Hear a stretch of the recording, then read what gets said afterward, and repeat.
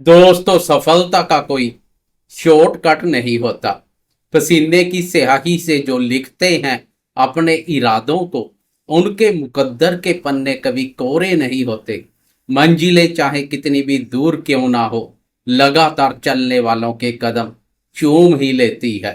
नमस्कार दोस्तों, मैं हूं आपका एस्ट्रोलॉजर दोस्त राजेश कालिया, और आप देख रहे हैं आपका अपना पसंदीदा और विश्वसनीय चैनल अक्षित एस्ट्रो मास्टर। दोस्तों, आज हम बात करने जा रहे हैं पृथ्वी तत्व की सबसे कर्मठ, मेहनती और न्यायप्रिय राशि यानी मकर राशि के बारे में। 27 अप्रैल से लेकर 3 मई, मंडे से लेकर संडे तक का यह नया सप्ताह आपके जीवन में क्या संघर्ष और क्या बड़ी सफलताएं लेकर आने वाला है। आज हम बहुत ही गहराई और विस्तार से चर्चा करेंगे कि इस सप्ताह ग्रहों की चाल आपके लिए क्या कमाल करेगी या फिर मचाएगी कोई बवाल।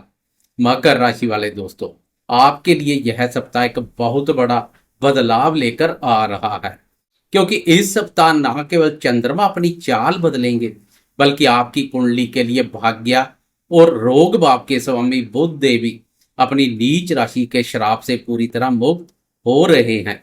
बुध का यह नीच राशि से मुक्त होना आपके रुके हुए भाग्य को फिर से दौड़ाने की ताकत रखता है। इस ऐतिहासिक गोचर की पूरी तकनीकी जानकारी, ग्रहों की सटीक स्थिति और चंद्रमा की पल पल बदलती चाल को हम हमेशा की तरह वीडियो के अंत में बिल्कुल विस्तार से समझेंगे। उसे मिस ना करें। लेकिन उससे पहले आए बहुत ही गहराई से बात करते हैं कि ग्रहों की यह स्थिति आपके करियर, आपकी आर्थिक स्थिति, आपके स्वास्थ्य, शिक्षा, प्रेम संबंधों और दाम्पत्य जीवन पर क्या हकीकत भरे परिणाम देने वाली है। हम आपको हवा में नहीं उड़ाएंगे, कोई झूठे वादे नहीं करेंगे, बल्कि जो ग्रहों का सच्चा और सटीक विश्लेषण है बिल्कुल सही आपके सामने रखेंगे, ताकि आप बिना किसी भ्रम के अपने सप्ताह को बेहतरीन तरीके से प्लान कर सकें। सबसे पहले शुरुआत करते हैं आपके कार्य क्षेत्र, करियर और व्यापार से। दोस्तों, मकर राशि वालों के स्वामी शनि देव है, जो कर्म के कारक है। इस समय आपके कर्म भाव के स्वामी शुक्र देव आपकी राशि के पंचम भाव, अपनी ही राशि वृषभ पर संचार कर रहे हैं, और आपके पराक्रम भाव तीसरे भाव में आपके राशि स्वामी शनि देव और ऊर्जा के कारक मंगल देव एक साथ गोचर कर रहे हैं। यह स्थिति आपको कार्य क्षेत्र में एक गजब का योद्धा बना रही है। तीसरे भाव में शनि और मंगल की युति आपको किसी भी चुनौती से लड़ने और उसे जीतने का अदम्य साहस दे रही है। आप अपने विरोधियों पर पूरी तरह से हावी रहेंगे। जो दोस्त कला, मीडिया, शेयर मार्केट या किसी क्रिएटिविटी जैसे क्षेत्र से जुड़े हैं, उनके लिए पंचम भाव का स्वय राशि शुक्र गजब की सफलता लेकर आया है। आपके आइडियाज की ऑफिस में तारीफ होगी। और सबसे बड़ी खुशखबरी यह है कि 30 अप्रैल को बुधदेव अपनी नीच राशि मीन राशि से निकलकर आपकी राशि के चतुर्थ भाव सुख भाव में प्रवेश कर जाएंगे, जहां ग्रहों के राजा प्रतापी सूर्यदेव पहले से उच्च अवस्था में संचार कर रहे हैं। चतुर्थ भाव में सूर्य और बुध का यह मिलन एक बेहद शक्तिशाली बुध आदित्य राय योग का निर्माण करेगा। इस योग की सीधी 7वीं दृष्टि आपकी राशि के 10म भाव कर्म भाव पर पड़ेगी। व्यापारी दोस्तों के लिए 30 अप्रैल के बाद का समय कोई बहुत बड़ा टेंडर या सरकारी कॉन्ट्रैक्ट दिलवाने वाला साबित हो सकता है। नौकरी में मान सम्मान और पद प्रतिष्ठा की प्राप्ति निश्चित है। आर्थिक स्थिति और धन के मामले में बात करें तो यह सप्ताह आपको बहुत ही सोच समझकर चलने की सलाह देता है। आपके धन भाव दूसरे भाव में राहु महाराज विराजमान है। दूसरे भाव का राहु अचानक धन लाभ तो देता है, लेकिन साथ ही यह आपके खर्चों को भी अनियंत्रित कर सकता है।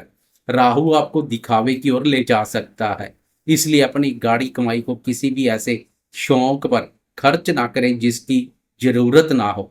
आपकी वाणी में भी राहु के कारण थोड़ा तीखापन आ सकता है, जिससे परिवार में किसी के साथ धन को लेकर वाद विवाद खड़ा हो सकता है।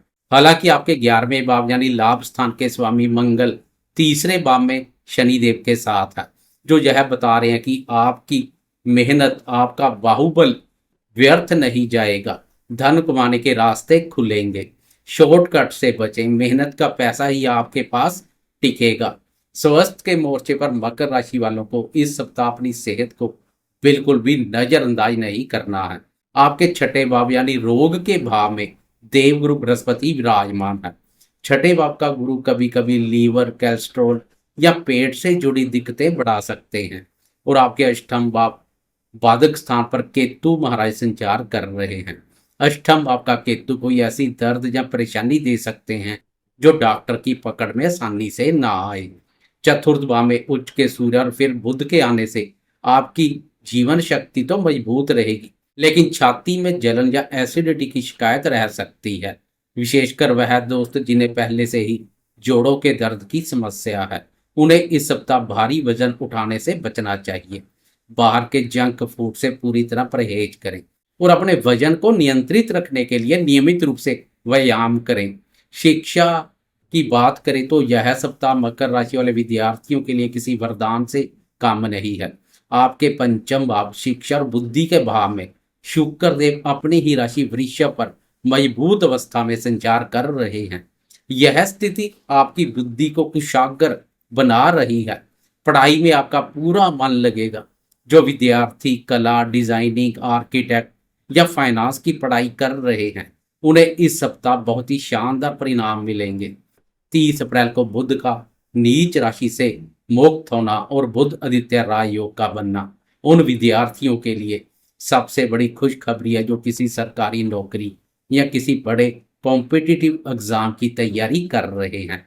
आपकी याददाश्त और तर्क क्षमता चरम पर होगी।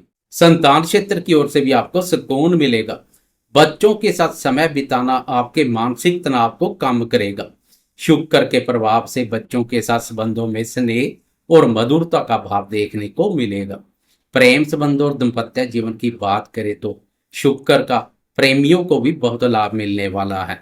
पंचम भाव में स्वयं राशि का शुक्र आपकी लव लाइफ को बहुत ही रोमांटिक और मधुर बना रहा है।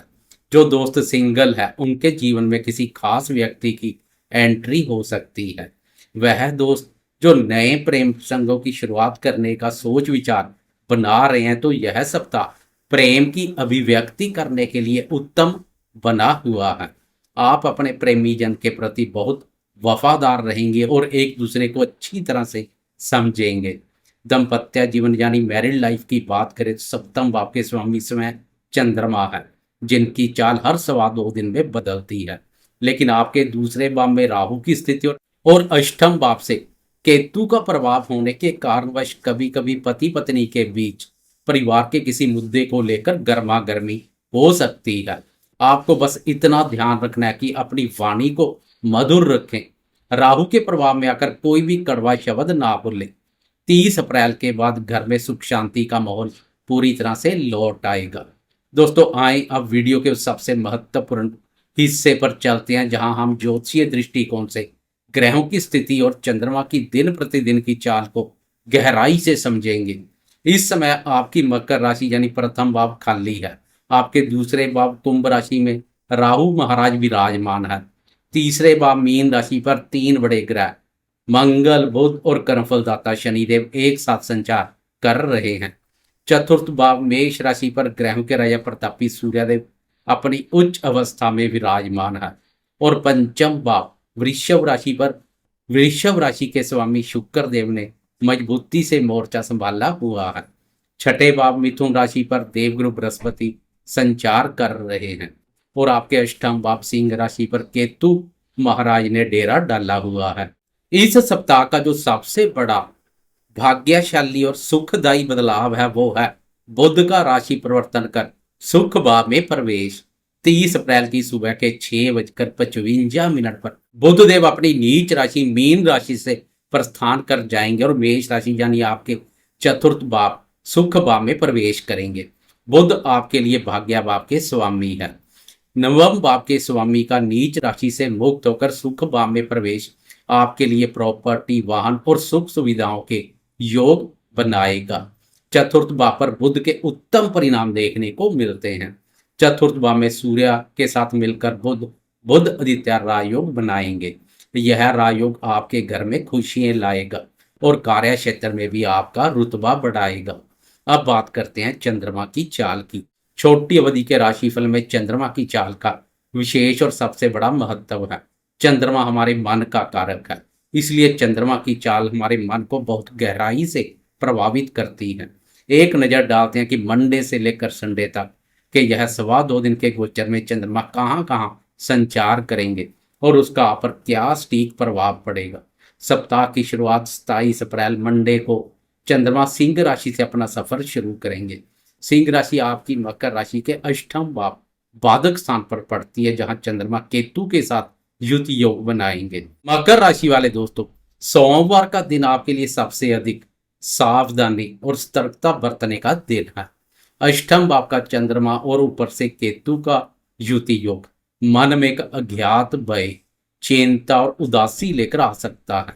आपको लगेगा कि चीजें आपके नियंत्रण से बाहर हो रही है। स्वास्थ्य में थोड़ी नरमी रह सकती है, खासकर मानसिक रूप से मजबूत बने रहें। इस दिन कोई भी बड़ा निवेश करने से बिल्कुल बचें। वाहन चलाते समय गति को धीमा रखें और नियमों का पालन करें। ओवर थिंकिंग से बचें। कार्य क्षेत्र में किसी से उलझे नहीं और अपना काम शांति से करें। मानसिक शांति के लिए भगवान शिव का जलाभिषेक करें। 28 अप्रैल की अर्ली मॉर्निंग यानी सुबह के 3:35 पर चंद्रमा राशि परिवर्तन कर कन्या राशि में प्रवेश कर जाएगा। कन्या राशि आपकी राशि का 9वां भाव भाग्य और धर्म का भाव है। मंगलवार और बुधवार का यह पूरा समय आपके लिए एक बहुत बड़ी राहत लेकर आएगा। जैसे ही चंद्रमा अष्टम भाव की नेगेटिविटी से बाहर निकलकर भाग्य स्थान में प्रवेश करेंगे, आपके रुके हुए काम अचानक से गति पकड़ेंगे। यह 2 दिन आपके लिए बहुत शुभ है। आपकी रुचि धार्मिक कार्यों में बढ़ेगी। पिता का सहयोग और आशीर्वाद आपको मिलेगा। अगर आप किसी लंबी दूरी की यात्रा पर जाने का विचार कर रहे हैं तो इन 2 दिनों में उसकी योजना बन सकती है। समाज में आपके मान सम्मान में वृद्धि होगी और आप बहुत ही सकारात्मक और ऊर्जावान महसूस करेंगे। 30 अप्रैल की दोपहर के 1:13 पर चंद्रमा तुला राशि में प्रवेश करेंगे। तुला राशि आपकी राशि का 10वां भाव जो कर्म, राज्य और पिता का भाव है।